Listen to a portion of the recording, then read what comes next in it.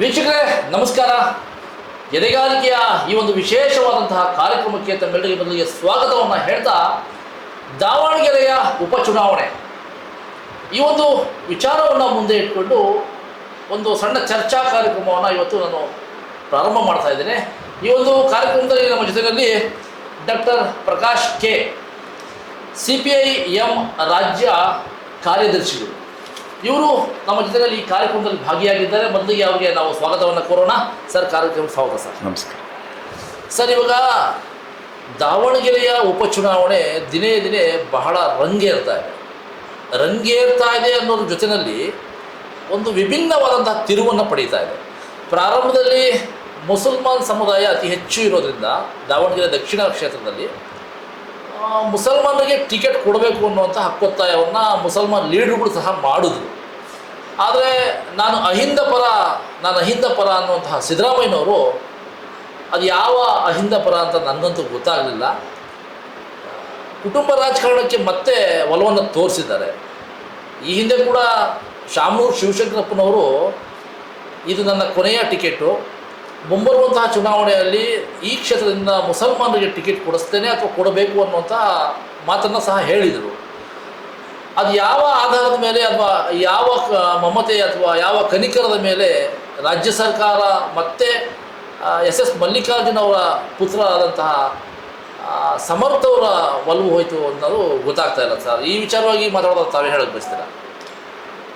ಒಂದು, ನೀವು ಹೇಳಿದಂಗೆ ದಾವಣಗೆರೆಯ ಈ ಉಪಚುನಾವಣೆ ಏನಿದೆ ದಕ್ಷಿಣ ವಿಧಾನಸಭಾ ಕ್ಷೇತ್ರದ್ದು, ಹಲವು ದೃಷ್ಟಿಗಳಿಂದ ಮಹತ್ವವಾಗಿರುವಂಥ ಒಂದು ಚುನಾವಣೆ. ಸಾಮಾನ್ಯವಾಗಿ ಉಪಚುನಾವಣೆಗಳಂತಂದರೆ ಅದು ಭಾಳ ದೊಡ್ಡ ಚರ್ಚೆ ಅಥವಾ ಮಹತ್ವಗಳೇನಿರಲ್ಲ ಸಾಮಾನ್ಯ ಸಂದರ್ಭಗಳಲ್ಲಿ. ಅದರಲ್ಲೂ ಒಂದು ರಾಜ್ಯ ಸರ್ಕಾರ ಪೂರ್ಣ ಬಹುಮತದಲ್ಲಿರುವಾಗ ಈ ರೀತಿ ಒಂದೋ ಎರಡೋ ಉಪಚುನಾವಣೆಗಳು ದೊಡ್ಡ ಸಮಸ್ಯೆಗಳೇನಲ್ಲ ಅವು. ಆದರೆ ಈ ಉಪಚುನಾವಣೆ ಹಲವು ರೀತಿಗಳಲ್ಲಿ ಹಲವು ಪ್ರಶ್ನೆಗಳನ್ನು ಮುಂದಕ್ಕೆ ತಂದುಬಿಟ್ಟಿದೆ. ಆ ದೃಷ್ಟಿಯಿಂದ ಇದಕ್ಕೆ ಮಹತ್ವ ಹೆಚ್ಚಾಗಿದೆ ಅಂತ ನಾನು ಅಂದ್ಕೊಳ್ತೇನೆ.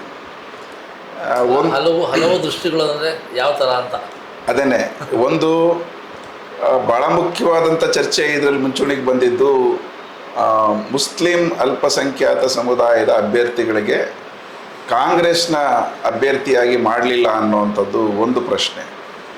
ಎರಡನೇದು ಕುಟುಂಬ ರಾಜಕಾರಣದ ಪ್ರಶ್ನೆ. ಮೂರನೇದು ಒಂದು ಪ್ರಜಾಪ್ರಭುತ್ವ ವ್ಯವಸ್ಥೆ ಒಳಗಡೆಯಲ್ಲಿ ಜನರ ಆಶಯಗಳು, ಜನರ ಪ್ರಶ್ನೆಗಳು ಏನಾಗಿರ್ತವೆ, ಅದು ಏನಾಗಿರಬೇಕು, ಚುನಾವಣೆಗಳಲ್ಲಿ ಯಾವುದು ಚರ್ಚೆಗಳಾಗಬೇಕು ಅನ್ನುವಂಥ ಪ್ರಶ್ನೆ.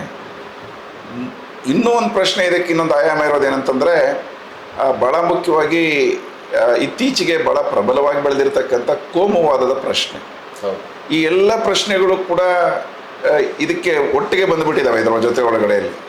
ಹೀಗಾಗಿ ಮುಸ್ಲಿಂ ಮತದಾರರು ಸ್ವಲ್ಪ ಹೆಚ್ಚಿನ ಸಂಖ್ಯೆಯಲ್ಲಿದ್ದಾರೆ ಅನ್ನುವಂಥ ಕಾರಣಕ್ಕಾಗಿ ಸಹಜವಾಗಿಯೇ ನಿರೀಕ್ಷೆ ಮಾಡಿರೋದು ತಪ್ಪೇನಿಲ್ಲ. ಅದು ಮುಸ್ಲಿಂ ಅಭ್ಯರ್ಥಿಗೆ ಇಲ್ಲಿ ನಿಲ್ಲಿಸಬೇಕಾಗಿತ್ತು ಅನ್ನುವಂಥದ್ದು. ಅದು 2-3 ಕಾರಣಕ್ಕಾಗಿ ಅದು ಮಹತ್ವದ ಪ್ರಶ್ನೆ ನಾನು ಭಾವಿಸ್ತೇನೆ. ಯಾಕೆ ಅಂತಂದರೆ ಕರ್ನಾಟಕದ ಒಳಗಡೆಯಲ್ಲಿ ಮುಸಲ್ಮಾನರು ಬಹುತೇಕ ಎಲ್ಲ ಕ್ಷೇತ್ರಗಳಲ್ಲೂ ಹರಡಿ ಹಂಚಿದಾಗೆ ಇದ್ದಾರೆ ಅವರು. ಆದರೆ ಅತ್ಯಂತ ಕಡಿಮೆ ಕ್ಷೇತ್ರಗಳಲ್ಲಿ ಮಾತ್ರನೇ ಅವ್ರು ಗೆಲ್ಲಿಕ್ಕೆ ಸಾಧ್ಯ ಆಗ್ತಿರುವಂಥದ್ದು. ಒಂದು ಕಾಂಗ್ರೆಸ್ ಒಳಗಡೆಯಲ್ಲೂ ಕೂಡ ಪೂರ್ಣ ಮುಸಲ್ಮಾನರ ಇದ್ದಾರೆ ಅನ್ನುವಂಥ ಕ್ಷೇತ್ರದಲ್ಲಿ ಮಾತ್ರನೇ ಕೆಲವು ಕಡೆಗಳಲ್ಲಿ ಮುಸ್ಲಿಂ ಅಭ್ಯರ್ಥಿಗಳನ್ನು ಅವ್ರು ನಿಲ್ಲಿಸೋದು. ಮತ್ತು ನಗರಗಳಲ್ಲಿ ಈ ಥರದ, ಈಗ ಕಲಬುರಗಿಯಲ್ಲೋ ಅಥವಾ ಮಂಗಳೂರಲ್ಲೋ ಅಥವಾ ಬೆಂಗಳೂರಲ್ಲೋ ಈ ರೀತಿ ಕೆಲವು ಕಡೆಗಳಲ್ಲಿ ಮಾತ್ರನೇ ಮುಸ್ಲಿಂ ಅಭ್ಯರ್ಥಿಗಳಿಗೆ ಅವರು ಧೈರ್ಯವಾಗಿ ಸೀಟ್ ಕೊಡೋದು. ಉಳಿದ ಕಡೆಗಳಲ್ಲಿ ಸೀಟುಗಳು ಕೊಡಲ್ಲ.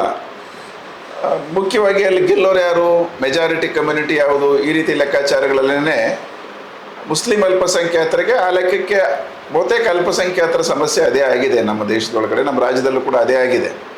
ಹಾಗಾಗಿ ಗಣನೀಯ ಪ್ರಮಾಣದಲ್ಲಿ ಮುಸ್ಲಿಂ ಮತದಾರರಿದ್ದಾಗಲೂ ಕೂಡ ಟಿಕೆಟ್ಗಳು ಅವ್ರಿಗೆ ಸಿಕ್ಕಲ್ಲ ಅನ್ನುವಂಥದ್ದನ್ನು ನಾವು ನೋಡ್ತಾ ಬಂದಿದ್ದೇವೆ. ಅಂಥ ಸಂದರ್ಭದಲ್ಲಿ ದಾವಣಗೆರೆ ಒಳಗಡೆಯಲ್ಲಿ ಗಣನೀಯ ಪ್ರಮಾಣದಲ್ಲಿ ಮುಸ್ಲಿಂ ಅಭ್ಯರ್ಥಿಗಳು ಇದ್ದು ಸತತವಾಗಿ ಬೇರೆ ಅಭ್ಯರ್ಥಿಗಳಿಗೆ ಅವರು ಮತ ಹಾಕಿರುವಂಥ ಹಿನ್ನೆಲೆ ಒಳಗಡೆಯಲ್ಲಿ ಬೇರೆ ಕಡೆಗಳಲ್ಲಿ ನ್ಯಾಚುರಲ್ ಆಗಿ ಸೀಟ್ ಸಿಕ್ಕಲ್ಲ. ಅಂಥ ಸಂದರ್ಭದಲ್ಲಿ ಇಲ್ಲಿ ಸೀಟ್ ಕೊಡಬೇಕು ಅಂತೇಳಿ ಕೇಳಿರುವಂಥದ್ರಲ್ಲಿ ತಪ್ಪೇನಿಲ್ಲ. ಅದು ಸಹಜವಾದಂಥ ಪ್ರಶ್ನೆ ಅಂತೇಳಿ ನನಗನ್ಸೋದು. ಇದೇ ಸಂದರ್ಭದ ಒಳಗಡೆಯಲ್ಲಿ ನೋಡ್ರಿ, ಆ ಪ್ರಶ್ನೆ ಸಹಜವಾಗಿ ಇದ್ದಾಗಲೂ ಕೂಡ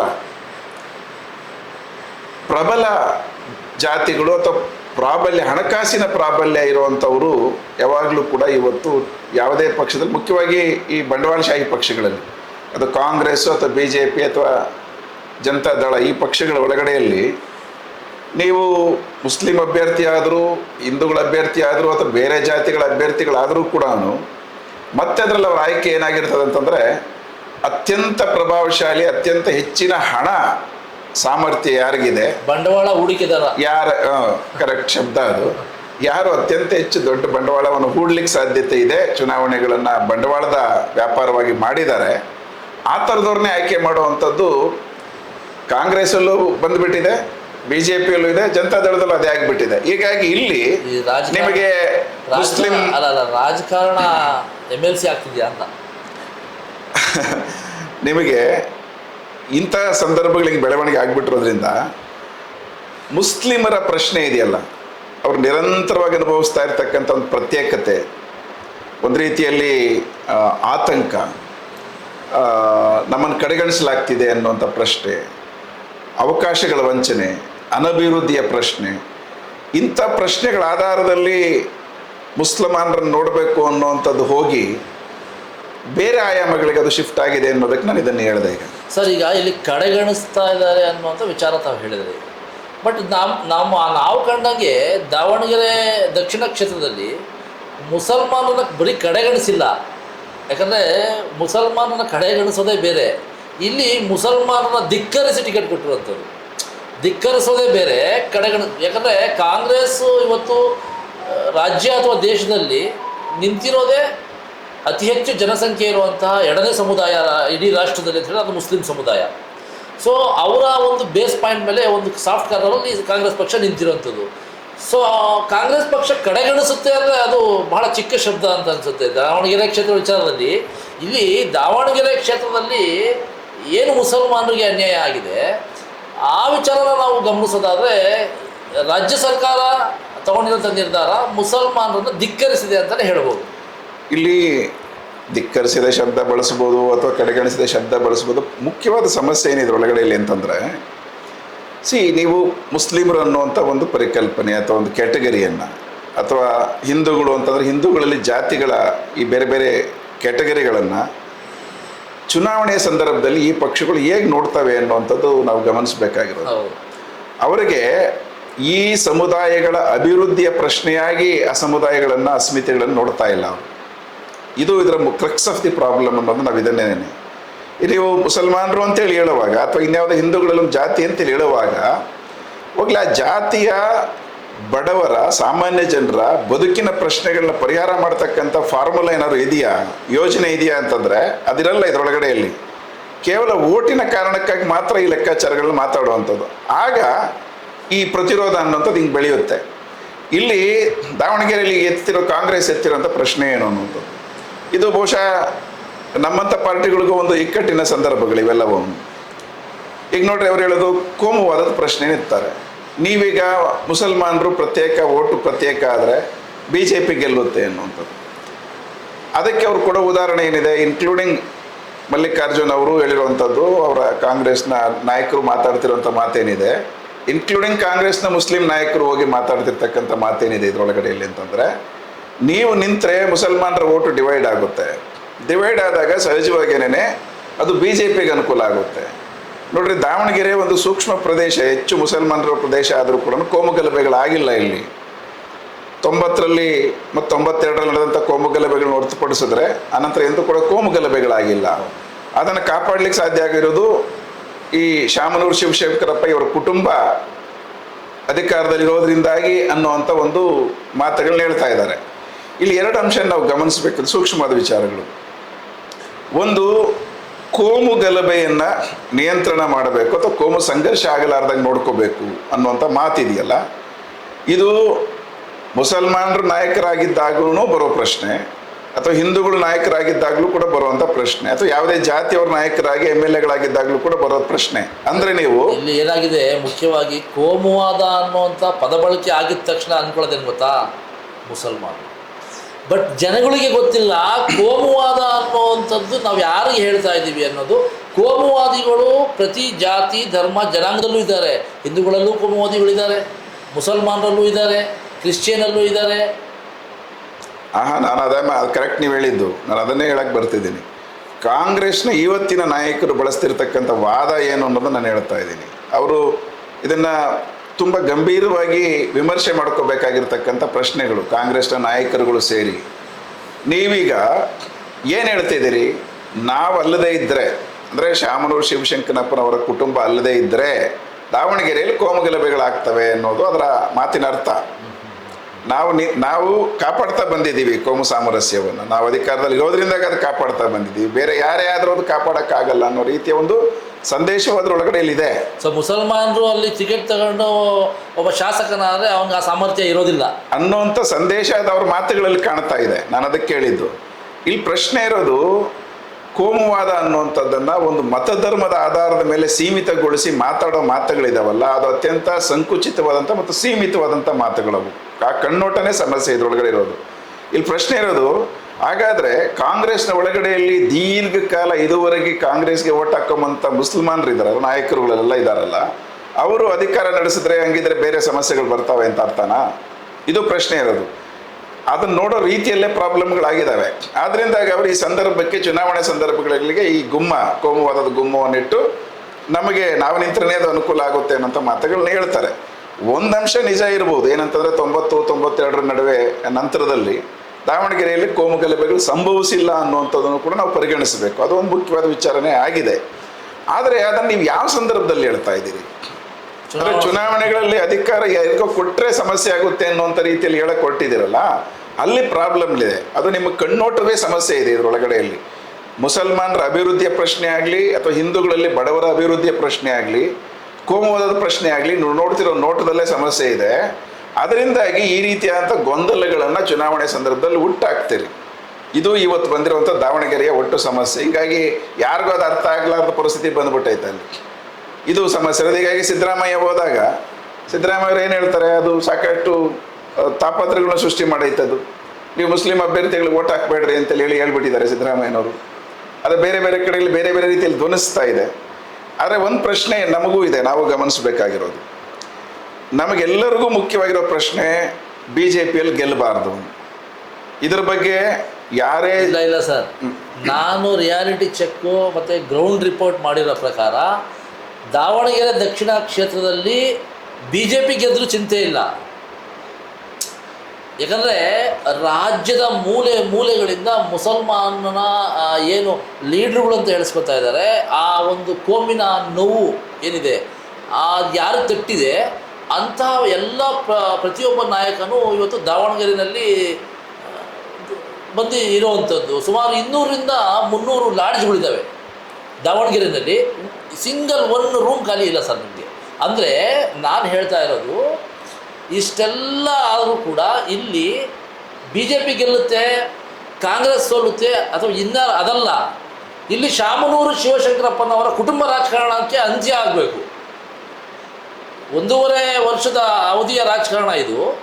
ಇಲ್ಲಿ ಶಾಮನೂರು ಶಿವಶಂಕರಪ್ಪನವರ ಕುಟುಂಬ ರಾಜಕಾರಣ ಇವತ್ತು ಇಲ್ಲಿ ಎಂಡಾದರೆ ಮುಂದೆ ಬರುವಂಥ 2028ರ ಚುನಾವಣೆಯಲ್ಲಿ ದಾವಣಗೆರೆ ಉತ್ತರ ಭಾಗದಲ್ಲಿ SS ಮಲ್ಲಿಕಾರ್ಜುನ ಅವರು ಸೋಲ್ತಾರೆ. ಸೊ 2 ಕಡೆ ಸೀಟ್ ಹೋಗುತ್ತೆ. ಇನ್ನು MP ಏನು ಬೇಕಾದ್ರೂ ಆಗ್ಬೋದು. ಸೊ ಹಾಗಾಗಿ ಶಾಮನೂರು ಶಿವಶಂಕರಪ್ಪನವರ ಕುಟುಂಬ ರಾಜಕಾರಣ ಅಂತ್ಯ ಆಗಬೇಕು ಅಂತ ಹೇಳಿದ್ರೆ ಈ ಬಾರಿ ನಿಂತಿರುವಂಥ ಸಮರ್ಥನ ಸೋಲನ್ನು ನಾವು ಮಾಡಲೇಬೇಕು ಅನ್ನೋಂಥ ಶತಾಯಗತಾಯ ಪ್ರಯತ್ನವನ್ನು ಮಾಡಿ ಸ್ವತಃ ಕಾಂಗ್ರೆಸ್ ಬೆಂಬಲಿತ ನಾಯಕರುಗಳು ಕೆಲವರು ಮಾಡ್ತಾಯಿದ್ದಾರೆ. ಕಾಂಗ್ರೆಸ್ ಕೆಲಸವನ್ನು ಮಾಡ್ತಾಯಿದ್ದಾರೆ. ಸರ್, ಇಲ್ಲಿ ನೀವು ಹೇಳಿದ್ದು ಪಾಯಿಂಟ್ ಭಾಳ ಗಂಭೀರವಾದ ಬೆಳವಣಿಗೆ ಅದು ಕರ್ನಾಟಕದ ರಾಜಕಾರಣದ ಒಳಗಡೆಯಲ್ಲಿ. ಈಗ ಕುಟುಂಬ ರಾಜಕಾರಣವನ್ನು ಜನ ಇಷ್ಟಪಡಲ್ಲ, ಸೋಲಿಸ್ಬೇಕು ಅನ್ನೋದು ನಿಜ. ಅದು ನಾವು ಕೂಡ ಅದನ್ನು ವಿರೋಧ ಮಾಡಬೇಕು, ಕುಟುಂಬ ರಾಜಕಾರಣವನ್ನು. ಆದರೆ ಕುಟುಂಬ ರಾಜಕಾರಣ ಇಲ್ಲಿಗೆ ಕೊನೆ ಆಗಲ್ಲ. ಈಗ ನೀವು ಕರ್ನಾಟಕದಲ್ಲಿ ಹುಡುಕೊಂಡು ಬಂದರೆ ಬಹುಶಃ ಇರ್ತಕ್ಕಂಥ ಎಕ್ಸಿಸ್ಟಿಂಗ್ MLAಗಳು ಅಥವಾ MP ಗಳು, ಅದು ಕಾಂಗ್ರೆಸ್ಸು BJP ದಳ ಎಲ್ಲ ಹುಡುಕೊಂಬಂದರೂ ಕೂಡ ನಿಮಗೆ 90%ಗಿಂತ ಹೆಚ್ಚು ಕುಟುಂಬ ರಾಜಕಾರಣದ ಭಾಗವಾಗಿಯೇ ಇವತ್ತು ರಾಜಕೀಯ ಮಾಡ್ತಾ ಇದ್ದಾರೆ. ಯಾಕೆ ಕುಟುಂಬ ರಾಜಕಾರಣ ಪ್ರಾಧಾನ್ಯತೆಯನ್ನು ಪಡ್ಕೊಂಡಿದೆ ಅನ್ನೋದು ನಾವು ಗಮನಿಸಬೇಕು. ಅದು ಶಿವಶಂಕರಪ್ಪನವ್ರ ಜೊತೆಲಿ ಹೋಗಲ್ಲ ಅದು. ಸೊ ಇದು ತುಂಬ ವಿಶಾಲವಾದಂಥ ಆಯಾಮ ಇರತಕ್ಕಂಥ ಪ್ರಶ್ನೆ ಅದು. ಆದರೆ ಅದರ ವಿರುದ್ಧ ಅತೃಪ್ತಿ ಇದೆ ಅನ್ನೋಂಥದ್ದು ನಿಜ. ಏನು ಕುಟುಂಬ ರಾಜಕಾರಣದ ಪ್ರಶ್ನೆ ಯಾಕೆ ಬರ್ತಿದೆ? ಒಬ್ಬೊಬ್ಬರು ಇವತ್ತು ರಾಜಕಾರಣದಲ್ಲಿ ಇರುವಂಥವ್ರು, ಕುಟುಂಬ ರಾಜಕಾರಣದ ಭಾಗವಾಗಿರುವಂಥವ್ರು ಸಾವಿರಾರು ಕೋಟಿ ರೂಪಾಯಿಗಳ ಮಾಲೀಕರಾಗ್ಬಿಟ್ಟಿದ್ದಾರೆ, ಅವರು ಬಂಡವಾಳದಾರರಾಗ್ಬಿಟ್ಟಿದ್ದಾರೆ. ಹೀಗಾಗಿ ಒಬ್ಬ ಮನುಷ್ಯ, ಒಂದು ಕುಟುಂಬ ಸಾವಿರಾರು ಕೋಟಿ ರೂಪಾಯಿಗಳು, 16,000 ಕೋಟಿ ರೂಪಾಯಿಗಳನ್ನ ಹೇಗೆ ಮಾಡೋಕ್ಕಾಗುತ್ತೆ ಆಸ್ತಿಯನ್ನು? ನ್ಯಾಯಬದ್ಧವಾಗಿ ಯಾರು ಮಾಡೋಕ್ಕಾಗುತ್ತಾ? ಸಾಧ್ಯನೇ ಇಲ್ಲ. ಹಾಗಾಗಿ ಹಲವು ಅಕ್ರಮ ವಿಧಾನಗಳ ಮುಖಾಂತರ, ಭ್ರಷ್ಟ ವಿಧಾನಗಳ ಮುಖಾಂತರ ಜನರ ಹಣನ ಜನರ ಅಭಿವೃದ್ಧಿಗೆ ಬಳಸದೇನೆ ಲೂಟಿ ಮಾಡ್ತಿರುವಂಥದ್ರ ಭಾಗವಾಗಿ ಇಂಥ ಎಲ್ಲ ಕುತಂತ್ರಗಳು, ಭ್ರಷ್ಟಾಚಾರಗಳ ಮುಖಾಂತರ ಗಳಿಸಿರ್ತಕ್ಕಂಥ ಸಂಪತ್ತಿದೆಯಲ್ಲ, ಆ ಸಂಪತ್ತನ್ನು ರಕ್ಷಣೆ ಮಾಡ್ಕೋಬೇಕು ಅಂದರೆ ನಿರಂತರವಾಗಿ ಅಧಿಕಾರದಲ್ಲಿರಬೇಕು ಅನ್ನುವಂಥ ಪ್ರಶ್ನೆ ಇದೆಯಲ್ಲ, ಅದರ ಭಾಗವಾಗಿ ಎಲ್ಲ ಪಕ್ಷಗಳಲ್ಲೂ ಕೂಡ ಕುಟುಂಬ ರಾಜಕಾರಣ ಅದು ಬೆಳವಣಿಗೆ ಆಗ್ತಿದೆ ಅನ್ನೋಂಥದ್ದು ಆ ಹಿನ್ನೆಲೆಯಲ್ಲಿ ಗಮನಿಸ್ಬೇಕು ನಾವು. ಆದ್ದರಿಂದಾಗಿ ಶಾಮನೂರು ಶಿವಶಂಕರಪ್ಪ ಅಥವಾ ಮಲ್ಲಿಕಾರ್ಜುನ್ ಅವ್ರ ಕುಟುಂಬ ಏನಿದೆ, ಅದು ಎಲ್ಲರೂ ತಾವು ಅಧಿಕಾರದಲ್ಲಿರ್ಬೇಕು, ಕುಟುಂಬದಲ್ಲಿರೋರು ಎಲ್ಲರೂ ಅನ್ನುವಂಥದ್ದು ಅಸಹ್ಯ ಪಡುವಂಥ ವಿಚಾರ, ಪ್ರಜಾಪ್ರಭುತ್ವಕ್ಕೆ ವಿರುದ್ಧವಾಗಿರ್ತಕ್ಕಂಥ ವಿಚಾರ. ಇದು ನಾವು ಗಮನಿಸಬೇಕು. ಆದರೆ ಅದು ಒಂದರಿಂದ ಕೊನೆ ಆಗಲ್ಲ ಅನ್ನುವಂಥದ್ದು ಗಮನದಲ್ಲಿ ಇಟ್ಕೋಬೇಕು. ಕುಟುಂಬ ರಾಜಕಾರಣ ಒಬ್ಬರಲ್ಲಿ ಮಾತ್ರ ಇದೆ ಅಂತೇಳಿ ಭಾವಿಸ್ಬೇಕಾಗಿಲ್ಲ. ಇದರೊಳಗಡೆ ನಾವು ಇದು ವ್ಯಾಪಕವಾಗಿ ಹರಡಿದೆ. ಮುಖ್ಯವಾಗಿ ಈ ರೀತಿ ಲೂಟಿ ಮಾಡಿರ್ತಕ್ಕಂಥ ದೊಡ್ಡ ಹಣವನ್ನು ಕಾಪಾಡ್ಕೋಬೇಕು ಅಂದರೆ ತಮ್ಮ ಕುಟುಂಬವೇ ಅಧಿಕಾರದಲ್ಲಿರಬೇಕು ಅನ್ನುವಂಥದ್ದು ಹಿನ್ನೆಲೆಯಲ್ಲಿ ಬರ್ತಿರುವಂಥದ್ದು. ಇದು ಒಂದು ಅಂಶ. ಎರಡನೇ, ನೀವು ಹೇಳಿದಂಥ ಇನ್ನೊಂದು ಮುಖ್ಯವಾದ ಅಂಶ, ಭಾಳ ಆತಂಕ ಪಡುವಂಥ ವಿಚಾರ ಕರ್ನಾಟಕದ ಮಟ್ಟಕ್ಕೂ ಮತ್ತು ರಾಜ್ಯದ ಬೇರೆ ಬೇರೆ ವಿಚಾರಗಳಿಗೆ ಸಂಬಂಧಪಟ್ಟಂಥದ್ದು. ಈಗ ಮುಸ್ಲಿಂ ನಾಯಕರುಗಳಲ್ಲಿ ಜೆನ್ಯೂನ್ ಆಗಿರ್ತಕ್ಕಂಥವ್ರಗಳ ಮಧ್ಯದಲ್ಲಿ ಒಂದು ಸಹಜವಾದಂಥ ಅತೃಪ್ತಿ, ಆತಂಕ ಮೂಡಿರುವಂಥದ್ದು ಖಂಡಿತವಾಗಿ ತಪ್ಪಲ್ಲ. ಅದು ಈ ರೀತಿ ಕಾಂಗ್ರೆಸ್ ನಮಗೆ ಮೋಸ ಮಾಡ್ತಿದೆಯಲ್ಲ ಅನ್ನುವಂಥ, ಯಾರಿಗೆ ಯಾವ ಆತಂಕ ಇರೋದು ಅಂದರೆ ಇಷ್ಟು ನಾವು ದೊಡ್ಡ ಪ್ರಮಾಣದಲ್ಲಿ ಕಾಂಗ್ರೆಸ್ನ ಬೆಂಬಲಿಸ್ಕೊಂಡು ಬಂದಿದ್ದೀವಿ. ಇದೇ ಕೋಮುವಾದ BJP ಅನ್ನುವಂಥದ್ದು ನಮಗೆ ತೋರಿಸ್ತಾ ಇದ್ದಾರಲ್ಲ ಇವರು ಕಾಂಗ್ರೆಸ್ನವರು. ಆದರೆ ಕೋಮುವಾದದ ವಿರುದ್ಧ ಅವ್ರು ಏನು ಕೆಲಸ ಮಾಡ್ತಿಲ್ಲ, ಅದು ಬೇರೆ ಪ್ರಶ್ನೆ. ಕಾಂಗ್ರೆಸ್ನವರು ಅದ್ರ ಬೇಕಾದ್ರೆ ನಾವು ಮಾತಾಡೋಣ. ಆ ಅತೃಪ್ತಿ ಇದೆ ಮನಸ್ಸಲ್ಲಿ ಅಲ್ಪಸಂಖ್ಯಾತರ ಒಳಗಡೆಯಲ್ಲಿ. ಆದರೆ ಅಲ್ಪಸಂಖ್ಯಾತರಿಗೆ ಹಲವಾರು ಕ್ಷೇತ್ರಗಳಲ್ಲಿ ಬೇರೆ ದಾರಿ ಇಲ್ಲದೇನೆ ಅನಿವಾರ್ಯವಾಗಿ ಕಾಂಗ್ರೆಸ್ ಓಟ್ ಹಾಕುವಂಥ ಪರಿಸ್ಥಿತಿ ಇದೆಯಲ್ಲ, ಈ ಅನಿವಾರ್ಯತೆಯನ್ನು ದುರುಪಯೋಗ ಮಾಡ್ಕೊಂಡೇ ಕಾಂಗ್ರೆಸ್ಸು ಅಲ್ಪಸಂಖ್ಯಾತರು ಮುಸಲ್ಮಾನರ ಓಟ್ಗಳನ್ನ ತಗೊಂಡು ಬರ್ತಾ ಇದೆ. ಅದರಲ್ಲಿ ಒಂದು ಬ್ರೇಕ್ ಆಗ್ತಿದೆ ಅನ್ನುವಂಥದ್ದು ನಿಮ್ಮ ವಿವರಣೆಯಲ್ಲಿ ಗೊತ್ತಾಗ್ತಾ ಇದೆ. ಯಾಕಂದ್ರೆ ತುಂಬ ಜನ ಬಂದು ಇದನ್ನು ಈ ಕಾಂಗ್ರೆಸ್ನ ತೀರ್ಮಾನವನ್ನು ಸೋಲಿಸಬೇಕು ಅನ್ನೋ ರೀತಿಯಲ್ಲಿ ಬರ್ತಿದ್ದಾರೆ ಅನ್ನುವಂಥದ್ದು. ಇದು ಒಂದು ಕ್ಷೇತ್ರಕ್ಕೆ ಸಂಬಂಧಪಟ್ಟಂತೆ ಅತೃಪ್ತಿಯಾಗಿ ಮಾತ್ರ ಬರ್ತಾ ಇಲ್ಲ. ಇದನ್ನು ನಾವು ಗಮನಿಸಬೇಕಾದ್ರೆ ಬರೀ ದಾವಣಗೆರೆಯ ಸಮಸ್ಯೆ ಅಲ್ಲ ಅದು. ಯಾಕೆ ಎಲ್ಲರಲ್ಲೂ ಅತೃಪ್ತಿ ಬರ್ತಿದೆ, ಕಾಂಗ್ರೆಸ್ ನಮಗೆ ಮೋಸ ಮಾಡಿಬಿಡ್ತು ಅನ್ನೋ ರೀತಿ ಭಾವನೆ ಯಾಕೆ ಬರ್ತಾ ಇದೆ? ಅದು ಒಟ್ಟಾರೆಯಾಗಿ ನಮ್ಮ ರಾಜಕಾರಣದಲ್ಲಿ ಮುಸಲ್ಮಾನರನ್ನು ಬಳಸ್ತಿರುವಂಥ ರೀತಿಯಿಂದಾಗಿ ಬರ್ತಾ ಇದೆ. ಈಗ ನೀವು ಗಮನಿಸ್ರಿ, ಒಂದು ಕಡೆಯಲ್ಲಿ BJPಯವರು ಮೊನ್ನೆ ಬಜೆಟಲ್ಲಿ ಏನೇನೋ ಅಲ್ಲ ಮುಸಲ್ಮಾನರು ಕೊಟ್ಟಿರ್ತಕ್ಕಂಥ ಬಜೆಟ್ನ ಅಲೋಕೇಶನ್, ಆದರೂ ಇದು ಮುಸ್ಲಿಂ ಬಜೆಟ್ ಅಂತೇಳಿ ಅಪಪ್ರಚಾರ ಮಾಡ್ತಾರೆ. ಅಂದರೆ ನಿತ್ಯ ನಿರಂತರವಾಗಿ BJP, RSS ಇಂಥ ಕೋಮುವಾದಿಗಳು ಮುಸಲ್ಮಾನರನ್ನು ಟಾರ್ಗೆಟ್ ಮಾಡಿ ಪ್ರಚಾರ ಮಾಡ್ತಿದ್ದಾರೆ. ಅದರ ವಿರುದ್ಧವಾಗಿ ನೀವು ಕಾಂಗ್ರೆಸ್ನ ಯಾವ ನಾಯಕರು ಮಾತಾಡಿದ್ರು ಅಂತ ಗಮನಿಸೋಕ್ಕಾಗುತ್ತಾ?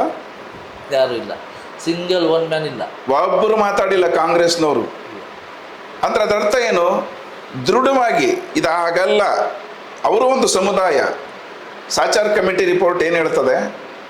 ಭಾರತ ದೇಶದ ಒಳಗಡೆಯಲ್ಲಿ ದಲಿತರಿಗಿಂತಲೂ ದುಸ್ಥಿತಿಯಲ್ಲಿರ್ತಕ್ಕಂಥ ಪರಿಸ್ಥಿತಿ ಇರೋದು ಮುಸಲ್ಮಾನರಿಗೆ ಅಂತೇಳಿ ಸಾಚಾರ್ ಕಮಿಟಿ ರಿಪೋರ್ಟ್ ಹೇಳ್ತದೆ.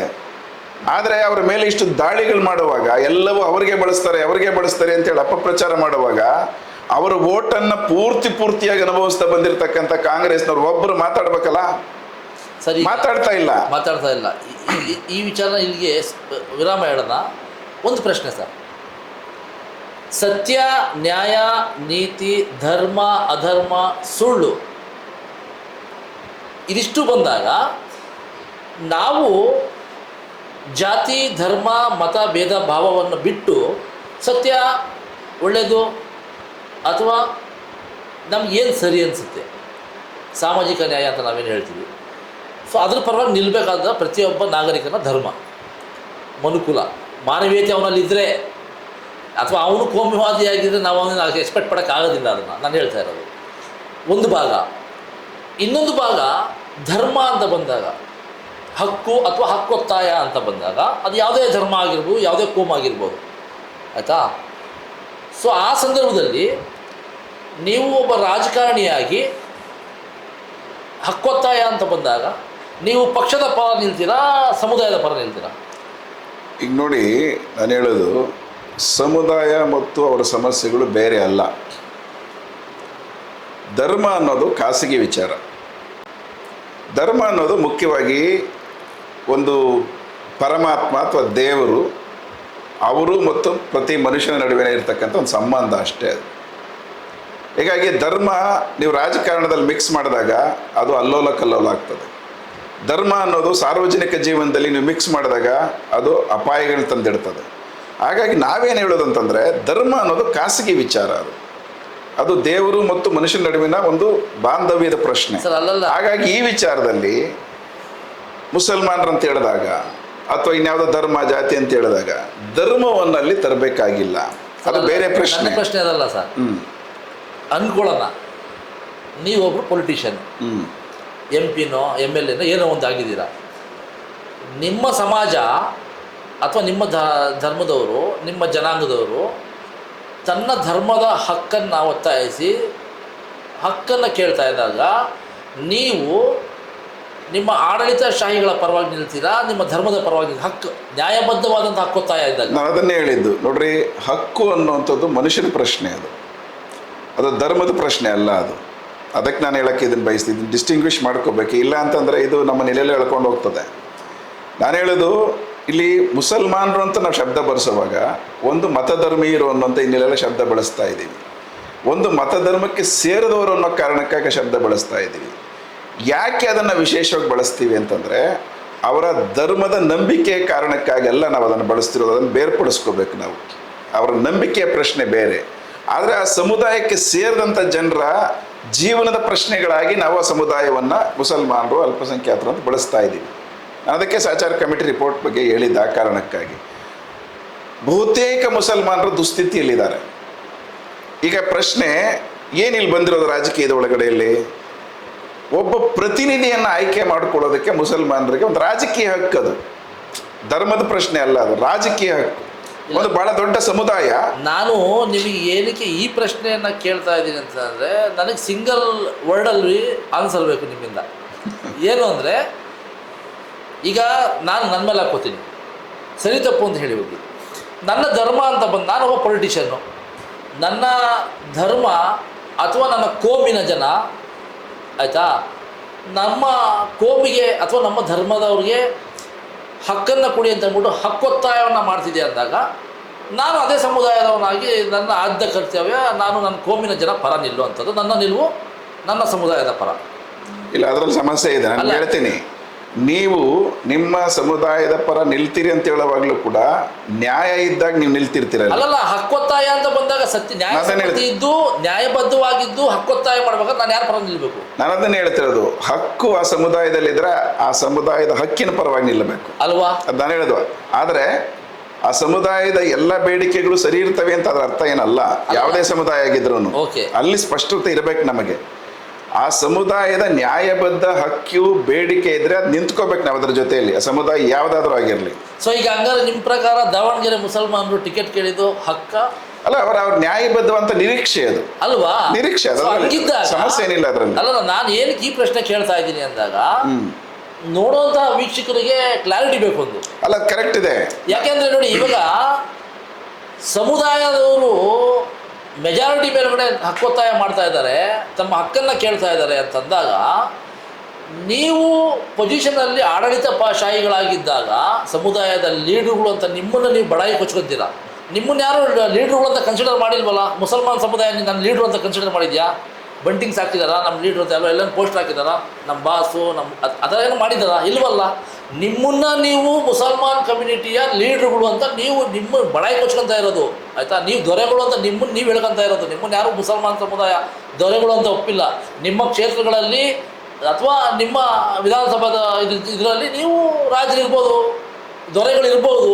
ಆದರೆ ನಿಮ್ಮ ಸಮುದಾಯಕ್ಕೆ ಅನ್ಯಾಯ ಆಗೈತಿ ಅಂದಾಗ ಸಮುದಾಯದ ವಿರುದ್ಧ ಹೋಗಿ ಸರ್ಕಾರದ ಬೂಟ್ ನೆಕ್ಕುವಂಥ ಕೆಲಸ ಮಾಡ್ತಾ ಇದ್ದೀರಲ್ಲ, ಯಾರಿಂದ ಶಬಾಶ್ಗಿರಿ ತಗೊಳ್ಳೋಕ್ಕೋಸ್ಕರ ಯಾರನ್ನ ಹಾಳು ಮಾಡ್ತಾ ಇದ್ದೀರಾ? ಇಲ್ಲಿ ಒಂದು ಅಂಶ ನಾವು ಒಂದು ಸ್ವಲ್ಪ ಬೇರೆ ರೀತಿ ನೋಡಬೇಕಿದೆ ಅಂತ ಅನಿಸ್ತದೆ. ಒಂದು ಯಾರೇ ಆಗಿರಲಿ, ಒಂದು ಸಮುದಾಯದ ನಾಯಕರು ಅಂತೇಳಿ ಬಿಂಬಿಸ್ಕೊಳ್ಳೋವಂಥವ್ರು ಅಥವಾ ಒಂದು ಜಾತಿಯ ನಾಯಕರು ಅಂತೇಳಿ ಬಿಂಬಿಸ್ಕೊಳ್ಳೋರು, ಅದು ಮುಸಲ್ಮಾನರ ಒಳಗಡೆ ಇರಲಿ ಅಥವಾ ಹಿಂದೂಗಳಲ್ಲಿ ಹಿಂದೂಗಳು ಅಂತ ಅಂದ್ಕೊಳ್ಳೋರು ಇರಲಿ ಅಥವಾ ಹಿಂದೂಗಳಲ್ಲಿ ಲಿಂಗಾಯತರೋ ಒಕ್ಕಲಿಗರೋ ದಲಿತರೋ ಮತ್ತೊಬ್ಬರು ಯಾರೇ ಆಗಿರಲಿ, ಜಾತಿಯ ಹೆಸರು ಅಥವಾ ಒಂದು ಧರ್ಮದ ಹೆಸರು ಹೇಳ್ಕೊಂಡು ಆ ಧರ್ಮದ ನಾಯಕ ಜಾತಿ ನಾಯಕ ಅಂತ ಹೇಳೋರಲ್ಲ, ಆ ಜಾತಿಯಿಂದ ಏನು ಸರ್ಟಿಫಿಕೇಟ್ ತಗೊಂಡು ನಾನು ನಮ್ಮೆಲ್ಲರಿಗೂ ನೀನು ನಾಯಕ ಅಂತ ಯಾರು ಅದಕ್ಕೆ ಒಪ್ಪಿಗೆ ಏನು ಕೊಟ್ಟಿರೋಲ್ಲ. ಆದರೆ ಪ್ರಶ್ನೆ ಇರೋದು, ನೀವು ಸಹಜವಾಗಿ ಅದನ್ನು ವೋಟ್ಗಳ ಕಾರಣಕ್ಕಾಗಿ ನೀವು ಧರ್ಮದ ಪ್ರತಿನಿಧಿಯಾಗಿ ನಾನು ಈ ಧರ್ಮದ ಪರವಾಗಿ ನಿಮ್ಮ ನಾಯಕ ಅಂತ ಹೇಳ್ಕೊಳ್ಳೋಕ್ಕೆ ಟ್ರೈ ಮಾಡ್ತಾರೆ. ಯಾವಾಗ ನನಗೆ ಲಾಭ ಮಾಡ್ಕೋಬೇಕು ಅನ್ನೋವಾಗ. ಈಗ ಶಾಮನೂರು ಶಿವಶಂಕರಪ್ಪ ಅವರ ಫ್ಯಾಮಿಲಿ ಲಿಂಗಾಯತರು ಅನ್ನೋಂಥ ಪ್ರಶ್ನೆ ಬಂದರೆ, ಈಗ ಆಗಿದ್ರೆ ಆ ಭಾಗದಲ್ಲಿ ಲಿಂಗಾಯತರೆಲ್ಲರೂ ಅಭಿವೃದ್ಧಿ ಆಗಿದ್ದಾರೆ ಅಂತೇಳಿ ಭಾವಿಸೋಕ್ಕಾಗುತ್ತಾ? ಲಿಂಗಾಯತರಲ್ಲಿ ಬಡವರು ಇಲ್ವಾ? ದುಡಿಮೆ ಮಾಡೋರು ಇಲ್ವಾ? ರೈತರು ಇಲ್ವಾ? ಕೂಲಿಕಾರರು ಇಲ್ವಾ? ಕಾರ್ಮಿಕರು ಇಲ್ವಾ? ಇದ್ದಾರಲ್ವಾ? ಹಾಗೆ ಮುಸಲ್ಮಾನರಲ್ಲೂ ಇದ್ದಾರೆ. ಬಹುತೇಕ ಜನ ಕೂಲಿ ಮಾಡೋರು ಇದ್ದಾರೆ, ಬಹುತೇಕ ಜನ ಅಸಂಘಟಿತ ಕಾರ್ಮಿಕರಿದ್ದಾರೆ, ದಿನನಿತ್ಯ ಬದುಕೋದು ಹೇಗಪ್ಪ ಅಂತೇಳಿ ಜೀವನ ನಡೆಸೋಕ್ಕೆ ಕಷ್ಟಪಡ್ತಿರುವಂಥವ್ರು ಇದ್ದಾರೆ. ಯಾವ ಗ್ಯಾರಂಟಿಗಳು ಇಲ್ಲ ಅನ್ನೋ ಪರಿಸ್ಥಿತಿಗಳೆಲ್ಲಿದ್ದಾವೆ. ಅಂಥ ಸಂದರ್ಭದಲ್ಲಿ ನಾನು ನಿಮ್ಮ ಸಮುದಾಯದ ನಾಯಕ ಅಂತ ಯಾರಿಗೆ ಹೇಳ್ಕೊಳ್ಳೋ ಅಧಿಕಾರ ಇದೆ? ಆ ಅಧಿಕಾರವೇ ಇಲ್ಲ ಅವರಿಗೆ. ಆದರೆ ಇವರು ಸ್ವಯಂ ಘೋಷಿತ ನಾಯಕರುಗಳಾಗಿದ್ದಾರೆ. ಏಂತಕ್ಕೆ? ಚುನಾವಣೆಯಲ್ಲಿ ಅಧಿಕಾರ ಪಡ್ಕೊಳ್ಳೋದಕ್ಕೆ ಸ್ವಯಂ ಘೋಷಿತ ನಾಯಕರುಗಳಾಗಿದ್ದಾರೆ. ಆ ಆಯಾಮನ ನಾವು ಸ್ವಲ್ಪ ಬೇರೆ ರೀತಿಯೇ ಚರ್ಚೆ ಮಾಡಬೇಕು ಅಂತ ಅನಿಸ್ತದೆ. ಹಾಗಾಗಿ ಇವತ್ತಿನ ಈ ಅಸ್ಮಿತೆಯ ರಾಜಕಾರಣ ಇದೆಯಲ್ಲ, ಧರ್ಮ ಮತ್ತು ಜಾತಿಗಳ ಆಧಾರದಲ್ಲಿ ನಾನು ಆ ಸಮುದಾಯವನ್ನು ಪ್ರತಿನಿಧಿಸ್ತೀನಿ ಅನ್ನೋಂಥ ನಾಯಕರುಗಳು ನಿಜಕ್ಕೂ ಕೂಡ ಆ ಸಮುದಾಯದ ಜನರ ಹಕ್ಕುಗಳಿಗಾಗಿ ಯಾವತ್ತಾದರೂ ಹೋರಾಟ ಮಾಡಿದಾರಾ? ನಾನು ಕೇಳ್ತೀನಿ ಇವತ್ತು. ಅದು ಹಿಂದೂಗಳಲ್ಲಿ ಹಿಂದೂಗಳು ನಾಯಕರು ಅಂತ ಅನ್ಕೊಳ್ಳೋರಾಗಲಿ ಅಥವಾ ಮುಸಲ್ಮಾನರಲ್ಲಿ ಮುಸ್ಲಿಂ ನಾಯಕರು ಅಂತ ಹೇಳ್ಕೊಳ್ಳೋಂಥವ್ರಾಗ್ಲಿ, ಆ ಸಮುದಾಯದ ಜನರ ಸಮಸ್ಯೆಗಳು ಇಟ್ಕೊಂಡು ಒಂದು ಸತಿ ಬೀದಿಯಲ್ಲಿ ಹೋರಾಟ ಮಾಡಿದಾರಾ? ಇತಿಹಾಸನೇ ಇಲ್ಲ. ಇಲ್ಲ. ಮತ್ತೆ ಆ ಸಮುದಾಯಗಳ ನಾಯಕರು ಹೆಂಗಾಗ್ತಾರೆ ಇವರು? ಅವ್ರನ್ನ ಅವ್ರು ನಾಯಕರು ಅಂತ ಹೇಳ್ಕೊತಾ ಇದ್ದಾರೆ, ಆದ್ರೆ ನಂಬಿಸಿದ್ದಾರೆ.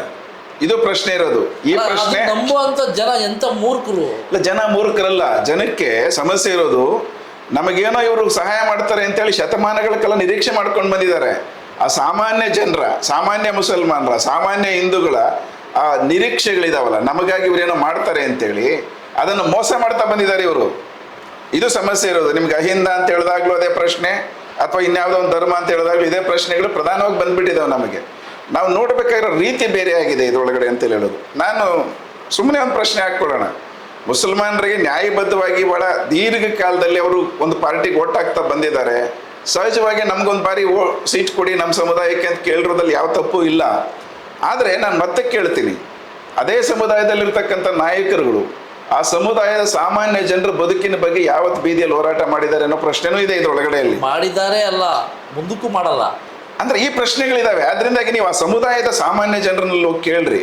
ಅವ್ರಿಗೆ ಯಾಕೆ ಯಾರೋ ಬಂದವ್ರು ಬರಲಿ, ಯಾರಿಗೆ ಬೇಕಾದ್ರೂ ಓಟ್ ಹಾಕೋಣ ಅಂತೇಳಿ ಯಾಕೆ ಸಾಮಾನ್ಯ ಜನನು ಮಾತಾಡ್ಬಿಡ್ತಾರೆ ಅಂತಂದ್ರೆ, ಈ ನಾಯಕರು ಅಂತ ಅನ್ಸ್ಕೊಂಡಿರುವಂಥವ್ರು ಜನ ಇದ್ದಾರಲ್ಲ ಈ ಸಮುದಾಯಗಳಲ್ಲಿ ಮತ್ತು ಜಾತಿಗಳಲ್ಲಿ, ಅವರು ನಿಜಕ್ಕೂ ಆ ಸಮುದಾಯಗಳ ಜಾತಿಗಳ ಜೀವನದ ಪ್ರಶ್ನೆಗಳ ಬಗ್ಗೆ ಬೀದಿಯಲ್ಲಿ ಹೋರಾಟ ಮಾಡಿಲ್ಲ ಅವ್ರು ಯಾರು ಕೂಡ.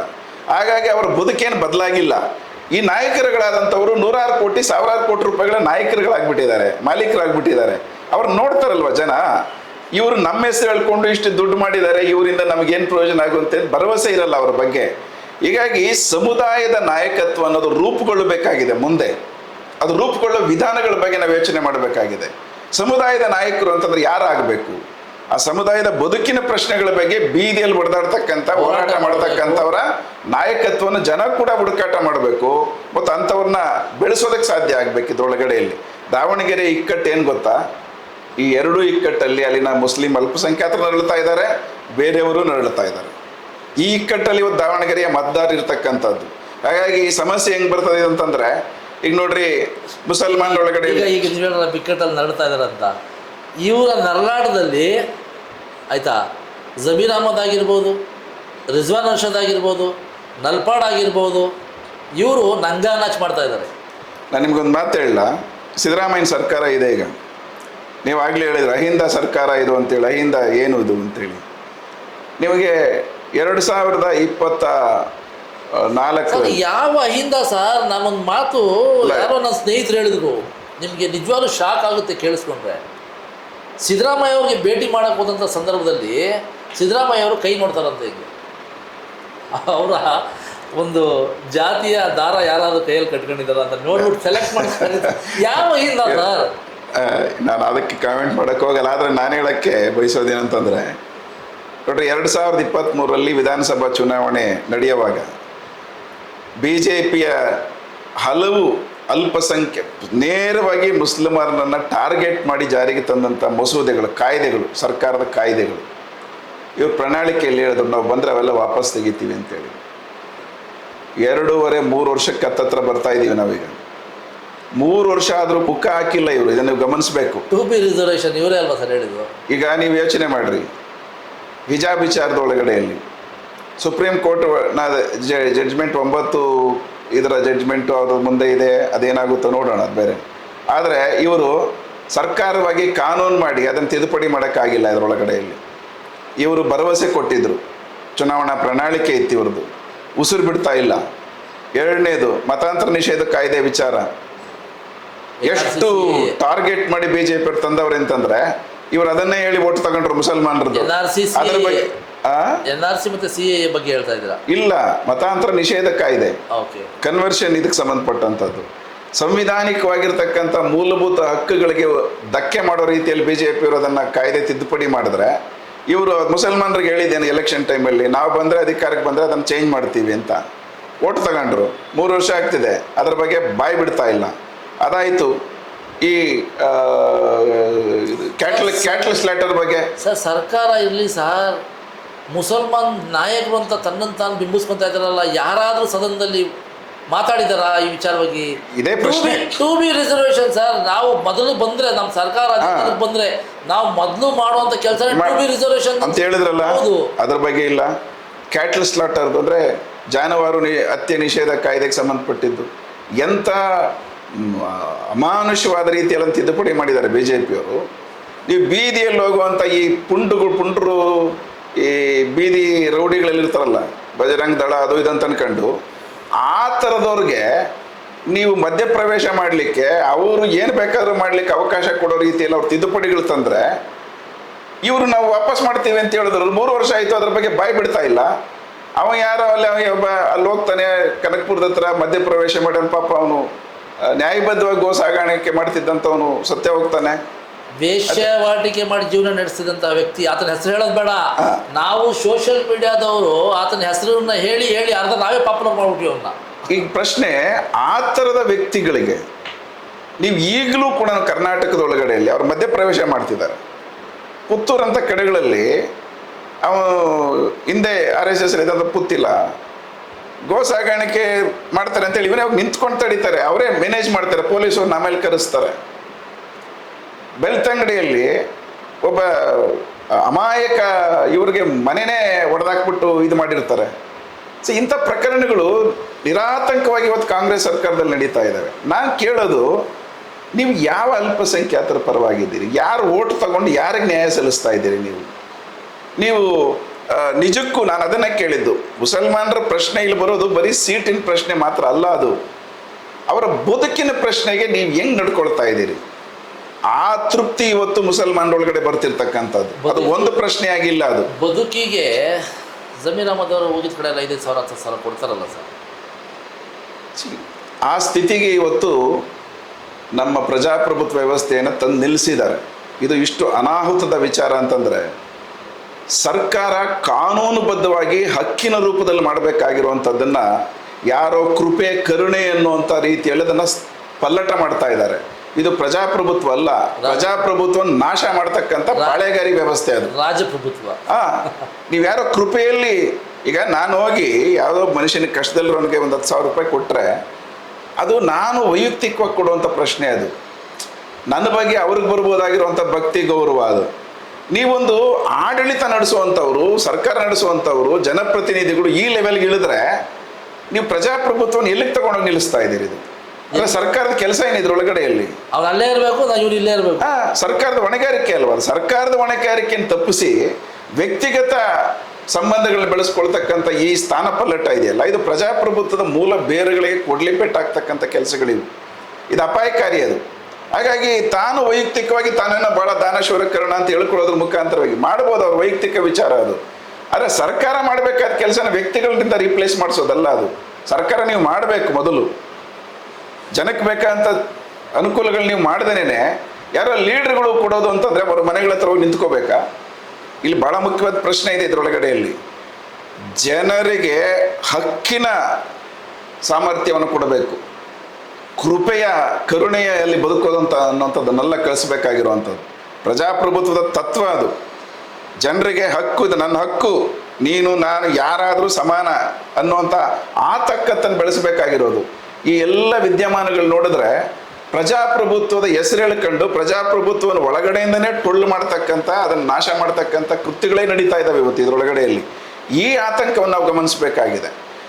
ನೀವು ಹೇಳಿದ ಅಂಶ ಬೇರೆ ಎಲ್ಲ ಕಡೆಗಳಿಂದ ಬಂದಲ್ಲಿ ಕಾಂಗ್ರೆಸ್ನ ಸೋಲಿಸಬೇಕು ಅನ್ನೋ ರೀತಿ ಒಳಗಡೆಯಲ್ಲಿ ಮುಸಲ್ಮಾನರು ಸಾಕಷ್ಟು ಜನ ಕೆಲಸ ಮಾಡ್ತಿದ್ದಾರೆ ಅನ್ನುವಂಥ ಮಾತಿದೆಯಲ್ಲ, ಅದು ಈ ಆತಂಕದ ಪ್ರತೀಕವಾಗಿದೆ ಅಂತೇಳಿ ನಾನು ಗುರುತಿಸೋವಾಗಲೇ ಅದು ಅಪಾಯಕಾರಿನೂ ಆಗಿದೆ ಅಂತೇಳಿ ನನಗೆ ಅನ್ನಿಸ್ತಾ ಇದೆ. ಅದು ಇದನ್ನು ನಾವು ಗಮನಿಸಬೇಕಾಗಿರೋದು. ಅವರ ಅತೃಪ್ತಿಯ ಭಾಗವಾಗಿದೆ ಅದು. ಆ ಅತೃಪ್ತಿ ಒಳಗಡೆಯಲ್ಲಿ ನಿಜವಾದಂಥ ಒಂದು ಪ್ರಜಾಪ್ರಭುತ್ವದ ಆಶಯ ಇದೆ. ಅತೃಪ್ತಿ ತಪ್ಪಲ್ಲ ಅದು. ಆದರೆ ಈ ಅತೃಪ್ತಿ ಎಲ್ಲಿ ಹೋಗಬೇಕು ಅನ್ನೋದು ಈಗ ಸಮಸ್ಯೆ ನಮ್ಮ ಮುಂದೆ ಬರ್ತಿರುವಂಥದ್ದು. ಅದು ಎಲ್ಲಿ ಹೋಗಿ ಯಾರಿಗೆ ಲಾಭ ಆಗಬೇಕು ಅದು ಅನ್ನೋಂಥ ಪ್ರಶ್ನೆ. ಆಯ್ಕೆಗಳೇ ಭಾಳ ಸೀಮಿತವಾಗಿ ಬಂದುಬಿಟ್ಟಿದ್ದಾವೆ, ಆದರೆ ಅಪಾಯಕಾರಿಯಾದಂಥ ಆಯ್ಕೆಗಳಿದ್ದಾವೆ. ಈಗ ನೀವು BJP ಒಂದು ಕೋಮುವಾದಿ ಪಕ್ಷ, ಈಗ ನಮ್ಮಂಥವ್ರು ಏನು ಯೋಚನೆ ಮಾಡ್ತೀವಿ, ಅಂತಿಮವಾಗಿ ಇಷ್ಟೆಲ್ಲ ಆದ ಮೇಲೂ ಕೂಡ ಏನೆಲ್ಲ ಆದ್ರೂ ಕೋಮುವಾದಿ ಪಕ್ಷ ಗೆಲ್ಲಬಾರ್ದು. ಯಾಕೆಂದರೆ ಅದು ವ್ಯಕ್ತಿಗಳ ಪ್ರಶ್ನೆಯಾಗಿ ಮಾತ್ರ ಅಲ್ಲ, ಅದು ಇಡೀ ಭಾರತದ ವ್ಯವಸ್ಥೆಯನ್ನೇ ನಾಶ ಮಾಡಲಿಕ್ಕಿರ್ತಕ್ಕಂಥ, ಸ್ಟ್ರಕ್ಚರಲಿ ಡೆಸ್ಟ್ರಾಯ್ ಮಾಡಲಿಕ್ಕಿರ್ತಕ್ಕಂಥ ಒಂದು ತತ್ವ ಇಟ್ಕೊಂಡಿದೆ ಅದು ಇಡೀ ದೇಶವನ್ನೇ. ಆ ಲಾರ್ಜರ್ ಇಂಟ್ರೆಸ್ಟಿಂದ ಅದು ಸೋಲಬೇಕು ಅಂತ ನಾವು ಬಯಸ್ತೇವೆ. ಅದೇ ಸಂದರ್ಭದಲ್ಲಿ ಅದೇ ರೀತಿಯಲ್ಲಿ ಮುಸಲ್ಮಾನರ ಒಳಗಡೆಯಲ್ಲೂ ಕೂಡ ಮತೀಯ ಶಕ್ತಿಗಳು ಬೆಳೆಲಾರ್ದಂಗೆ ನೋಡ್ಕೋಬೇಕಾದ ಅಗತ್ಯ ಕೂಡ. ಇದೊಂಥರ ತುಂಬ ತಾಳ್ಮೆಯಿಂದ ವ್ಯವಧಾನದಿಂದ ನಾವು ಯೋಚನೆ ಮಾಡಬೇಕಾಗಿರೋಂಥ ಪ್ರಶ್ನೆ ಇದು ನಮ್ಮ ಮುಂದೆ ಬಂದುಬಿಟ್ಟಿರೋದು. ನಾನು ಅದಕ್ಕೆ ಹೇಳಿದ್ದು, ಮುಸಲ್ಮಾನರಲ್ಲಿ ಬರ್ತಿರ್ತಕ್ಕಂಥ ಆತಂಕದ ಒಳಗಡೆಯಲ್ಲಿ ಒಂದು ಪ್ರಜಾಪ್ರಭುತ್ವ ಮೌಲ್ಯ ಇದೆ, ನಿರೀಕ್ಷೆಗಳಿದ್ದಾವೆ, ಅದು ಸಹಜವಾಗಿದೆ. ಅಟ್ ದಿ ಸೇಮ್ ಟೈಮ್ ಆಯ್ಕೆಗಳು ಕೂಡ ಅಪಾಯಕಾರಿ ಆಗ್ಬೋದು ಮುಂದಕ್ಕೆ ನಮಗೆ.